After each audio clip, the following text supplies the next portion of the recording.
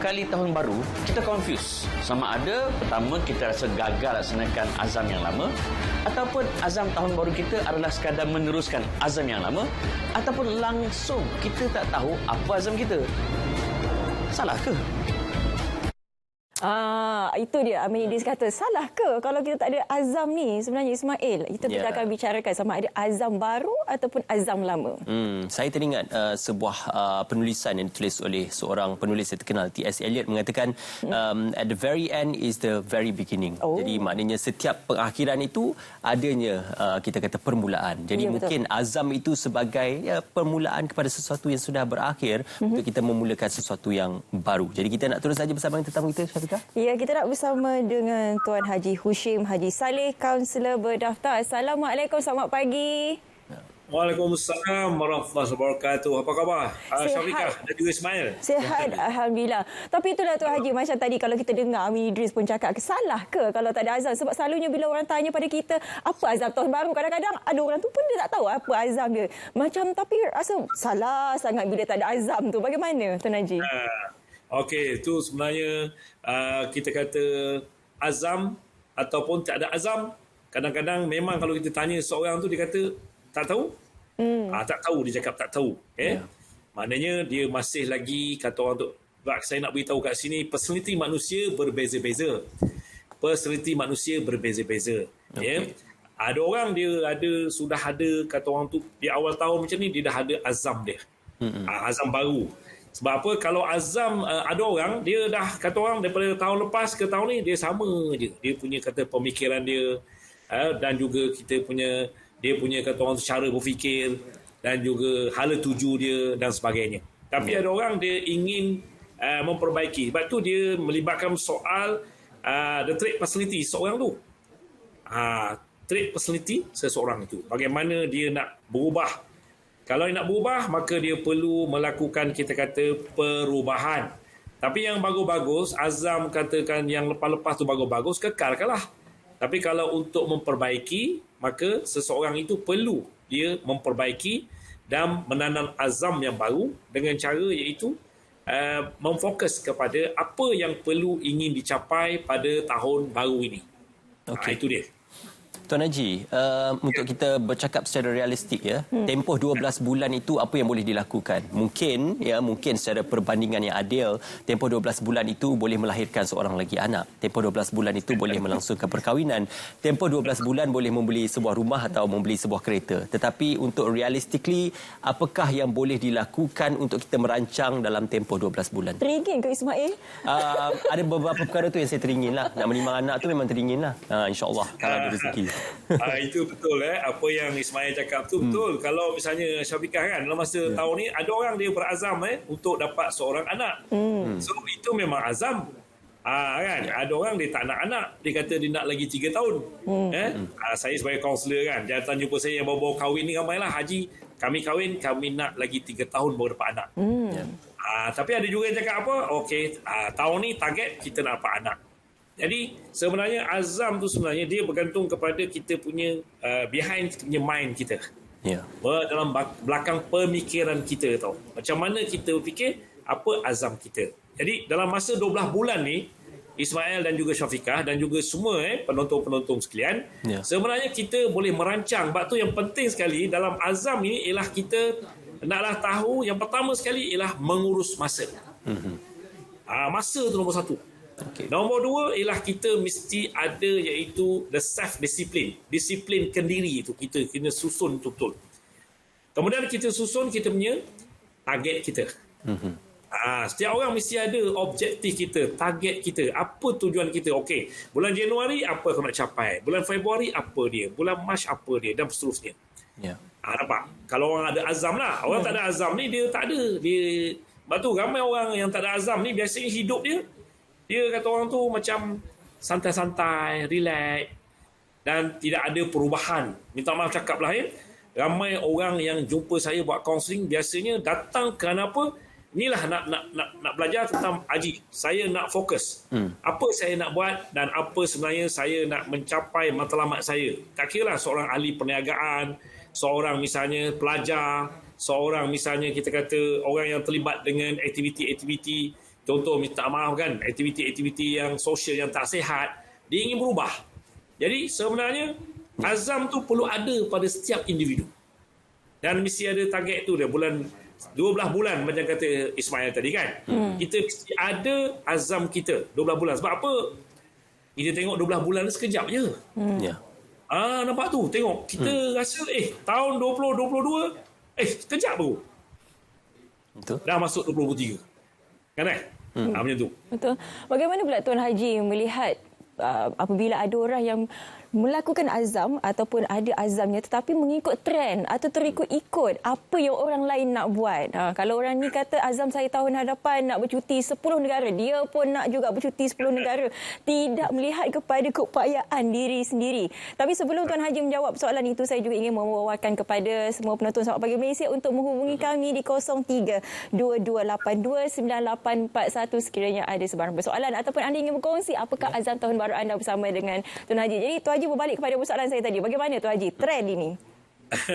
Dia sebenarnya yalah, kita sekarang zaman media sosial zaman media sosial. Jadi ada orang tu tahun 2022 dia dah pergi, kata ada orang yang mampu dia dah mungkin pergilah melancong banyak negara. Hari ni ramai orang misalnya apa-apa yang dibuat semua keluar dalam Facebook, keluar dalam misalnya berbagai-bagai media sosial dan sebagainya. Jadi ada orang ni kadang dia bukan apa, dia dua faktor lah. Satu mungkin kau pergi tengok aku boleh juga pergi, contoh. Tetapi dia nak kena lihat kepada iaitu bagaimana dia nak memotivasikan diri dia. Nak memotivasikan diri tu. Tapi tengok kepada kemampuan. Ada orang mampu, ada orang tak mampu. Jadi kadang-kadang perkara-perkara ini menjadi sebagai satu kesan sekarang ni kepada mentally dan emotionally tu. Banyak orang pesan.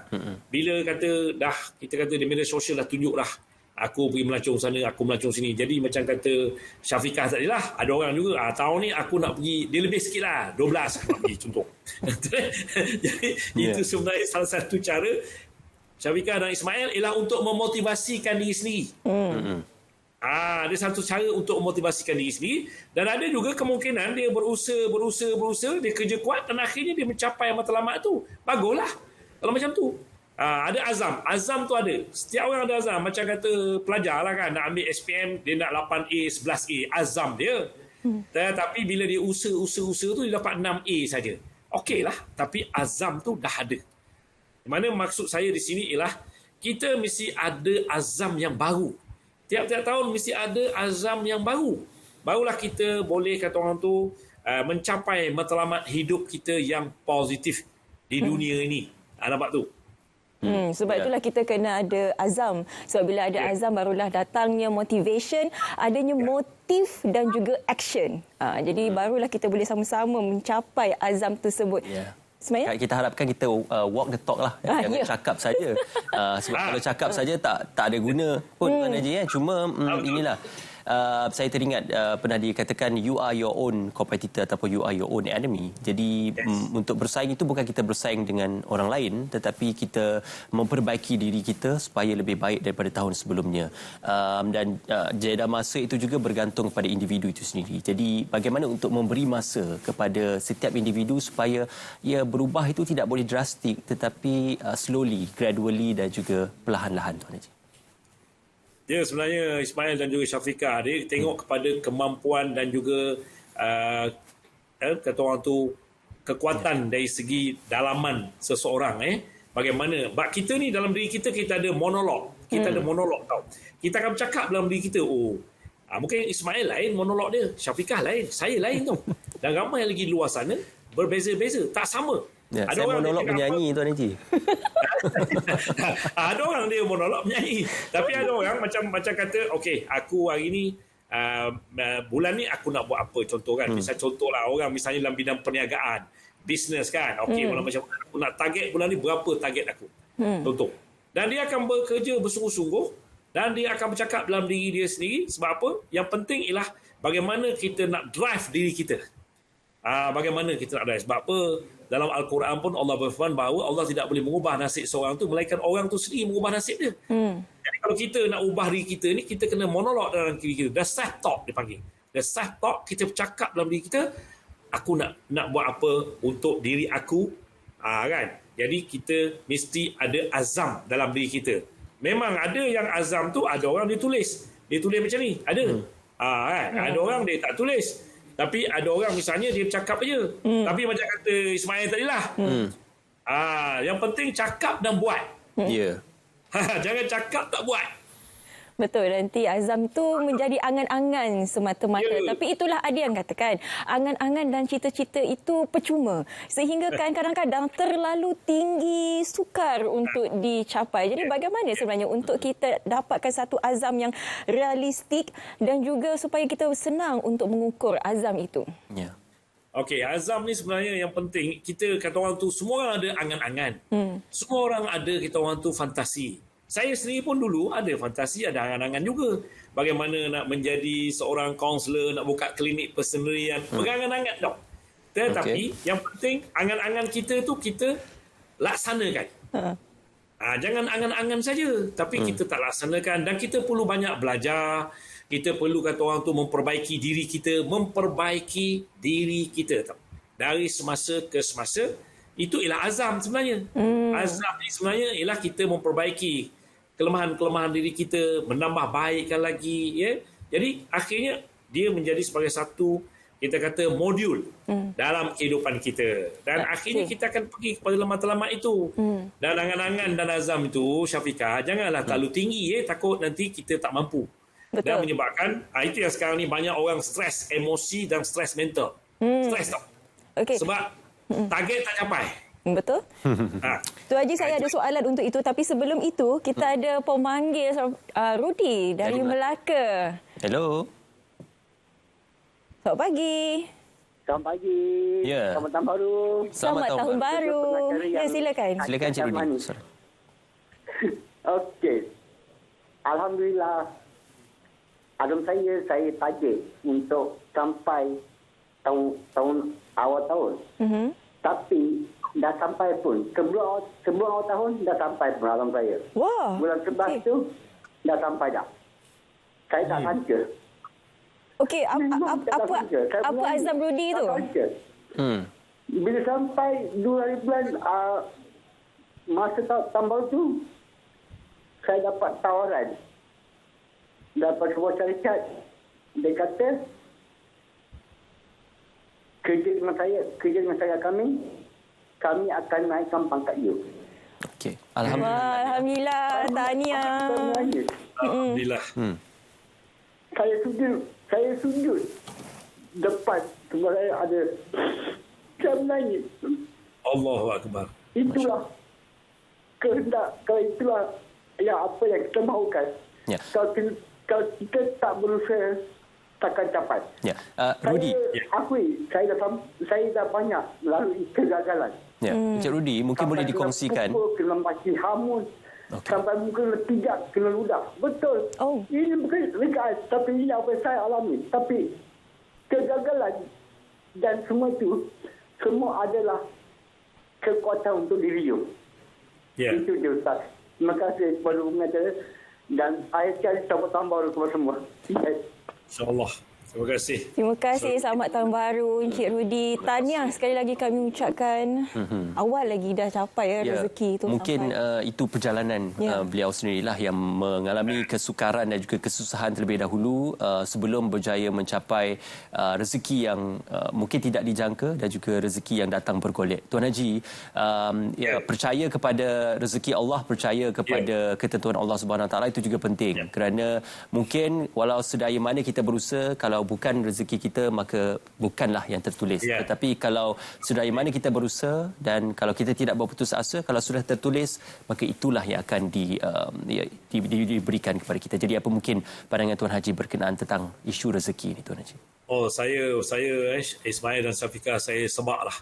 Saya sebab tadi bila Rudi pun menangis dia berkongsi dengan kita tadi bahawa falsafah daripada apa yang saudara Rudi kongsi tadi ialah kepada semua kita jangan berputus asa. Jangan putus asa dalam hidup ini. Sebab apa, seperti Rudi cakap tadi, dia banyak kali gagal dan sebagainya dan dihina dan sebagainya. Dan yang penting kat situ macam itulah Cik Ismail dan juga Syafiqah kita sebagai hamba Allah, kita banyaklah berdoa kepada Allah. banyak sebenarnya yang beri rezeki pada kita ialah Allah sebenarnya. Jadi kita jangan berputus asa, ya. Jangan kita sentiasa kata orang tu memikirkan yang negatif. Kita naklah fikir positif. Sebab apa? Kalau Allah nak bagi rezeki kat kita, Allah akan bagi, dan kita berdoa. Dan kegagalan itu anggaplah sebagai satu, kita kata salah satu daripada kita kata perjalanan hidup kita dan proses pembelajaran dalam hidup. Macam Ruby tadi lah. Dan akhirnya dia kata tadi bulan November dia dapat tawaran dan menyebabkan dia begitu terharu dengan itu, dengan berkat doa dia lah, insya-Allah. Jadi kita jangan lupalah, insya-Allah doalah pada Allah, solat selalu dan berdoa selalulah. Doa ni sangat power sebenarnya, tuan-tuan, insya-Allah. Ya, sebab itulah rezeki tak pernah salah alamat, dan setiap apa yang terjadi kepada kehidupan kita ni sebenarnya ada sebab musababnya. Seperti mana tadi Tuan Haji katakan, kita perlu berfikiran positif, dan yang paling penting kita kena husnuzon. Kalau belum sampai lagi rezeki kita tu, mungkin adalah perkara-perkara lain yang sebenarnya Tuhan dah bagi. Tapi untuk kita senang nak bercakap, kita kena positif, tapi untuk melakukan perkara itu agak sukar, Tuan Haji. Mungkin ada tips daripada Tuan Haji, bagaimana? Tips saya satu je lah, yang penting kat sini ialah kita jangan berputus asa, dan kita jangan, kita kata sekali-kali kita tak mau mencuba lagi. Kita mesti mencuba lagi. Bukan apa? Allah dalam Al-Quran surah Al-Baqarah 155, Allah akan uji kita. Setiap kita ni akan diuji. Ingat tu. Dan Allah akan beri kita kesusahan. Allah bagi ujian daripada segi pendapatan, kerjaya, makanan. Sebab tu kita tengok ramai orang sekarang diuji oleh Allah. Terutama selepas pandemik ini. Jadi sebenarnya ramai orang yang bangkit balik. Dan kita tengok di Malaysia sendiri, ramai rakyat Malaysia yang bangkit balik selepas pandemik. Dan akhirnya tanpa berputus asa. Kita cuba lagi. Di samping itu kita berdoalah kepada Allah yang Maha Besar. Jadi itu cara dia lah. Jangan give up. Dan jangan kita kata orang tu tak nak berusaha. Yang penting ialah kita mesti terus pandang ke depan. Pandang ke depan dan beri semangat dan sebagainya. Dan juga yang penting juga kat sini, antara kita kita naklah kata orang tu, support system tu penting lah. Sokongan support system sangat penting antara kita. Isu sangat penting. InsyaAllah. Mungkin contoh paling dekat, Syafiqah dan Tuan Haji, kita boleh ambil bagaimana kejayaan Perdana Menteri ke-10 untuk memegang pejawatan Perdana Menteri setelah lebih 2 dekad berusaha dan juga berkecimpung dalam dunia politik. Akhirnya diperkenankan untuk menjadi Perdana Menteri ke-10. Kita nak bersama dengan kalau tadi seharusnya kita bersama dengan Tuan Azimi dari Labuan, tapi insya-Allah kita akan bersama dengan pemanggil lain dari semasa ke semasa. Kita harapkan Azimi untuk hubungi kita semula, Ismail. Okey, saya ada persoalan mengenai konsep azam ini. Sebab selalunya kita bertanya kepada orang ramai mengenai azam ni pada hujung tahun, 31 Disember baru nak tanya, 1 Januari baru nak tanya. Sehingga kan dah tertanam di minda kita bahawa azam itu konsepnya setahun. Padahal azam itu ialah sebenarnya perubahan yang boleh dilakukan setiap hari, Tuan Haji. Ya, betul. Syafiqah dan juga Ismail. Sebenarnya kita azam sebenarnya setiap hari sebenarnya.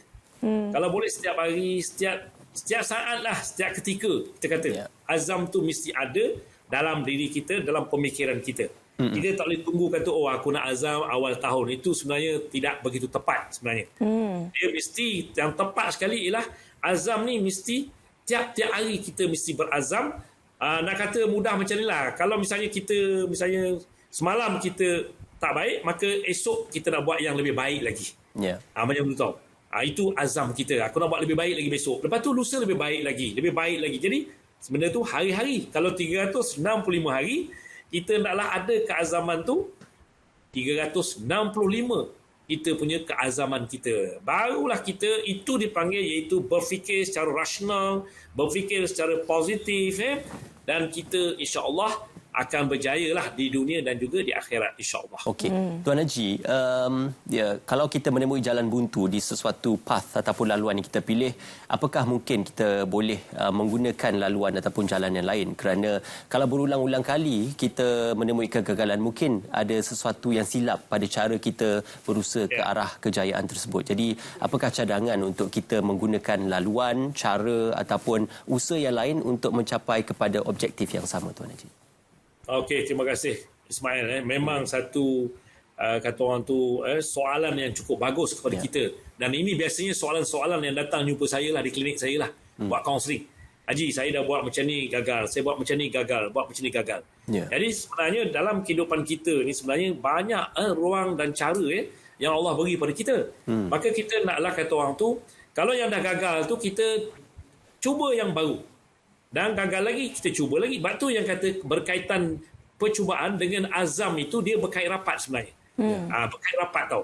Jadi kita tak boleh kata, oh aku dah cuba ni, apalah tak boleh lagi lah, tak boleh lagi dah aku tak nak buat lagi dah. Itu makna orang yang berputus asa sebenarnya. Kita tak mahu ada, kita kata dalam diri kita ni, iaitu putus asa. Kita kena teruskan cuba lagi. Dan satu lagi, kita naklah juga mendapat, sebab tu perlunya ada kaunseling. Contoh, kenapa datang buat kaunseling? Kerana untuk mendapat penasihat daripada pakar-pakar yang berilmu, orang berilmu untuk memberi kita satu jalan, satu cara bagaimana untuk keluar daripada permasalahan itu.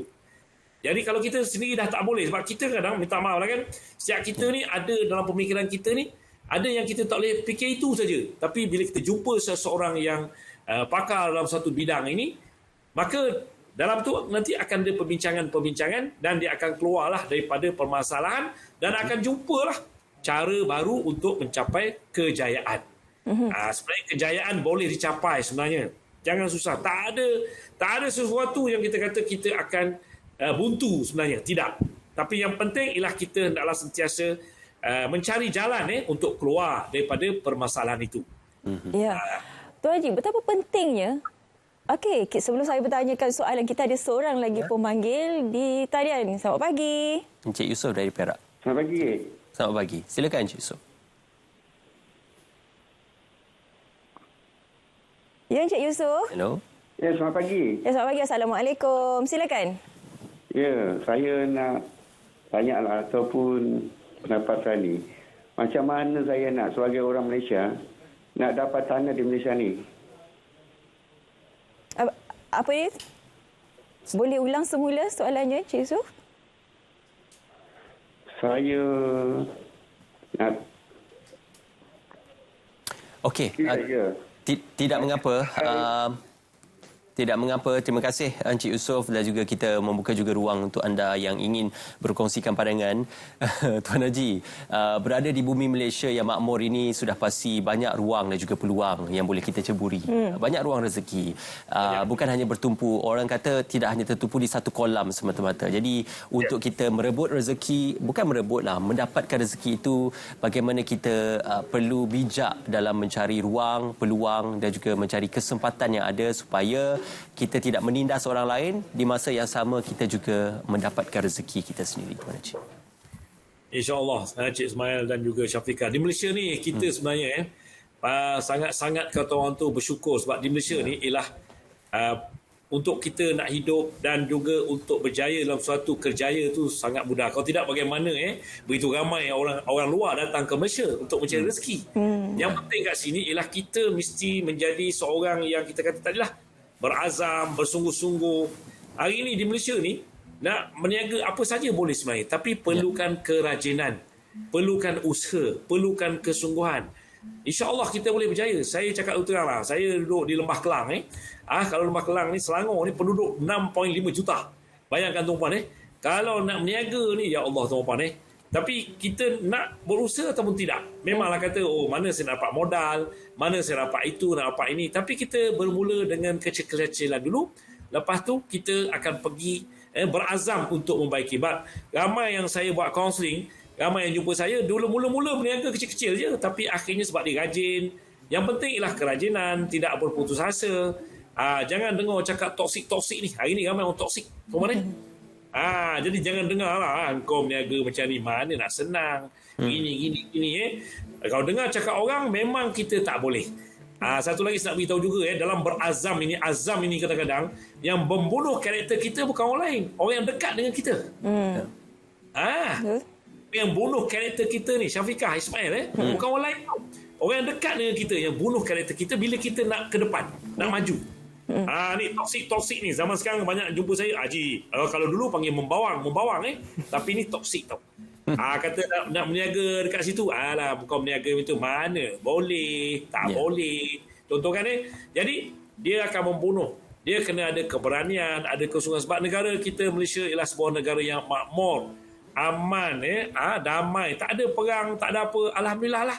Nak berniaga, nak apa semua insya-Allah. Cuma yang penting kena ada keazaman dan juga kerajinan. InsyaAllah kita boleh berjaya di bumi Malaysia tercipta ini. Allah bisa tegal biasa lah tuan. Betul. Ya, betul. Yang paling penting konsep azam itu dia bukannya datang setahun sekali macam hari raya. Kita kena buat hari-hari. Siapa kita hari ini ialah hasil daripada hari semalam. Siapa kita hari esok ialah hasil daripada hari ini. Jadi setiap hari kita memperbaiki diri. Terima kasih banyak-banyak kita ucapkan kepada Tuan Haji Hushim Haji Saleh kerana sudah berdaftarkan studi bersama dengan kita merungkai mengenai isu azam lama dan juga azam baru ini. Terima kasih. Assalamualaikum. Waalaikumsalam. Terima kasih. Siapa Syafiqah hari ini adalah Syafiqah pada tahun 2022. Ya, betul. Tapi yang paling penting saya mengaminkan untuk Ismail dapat anak tadi. InsyaAllah. Bertemu jodoh dulu.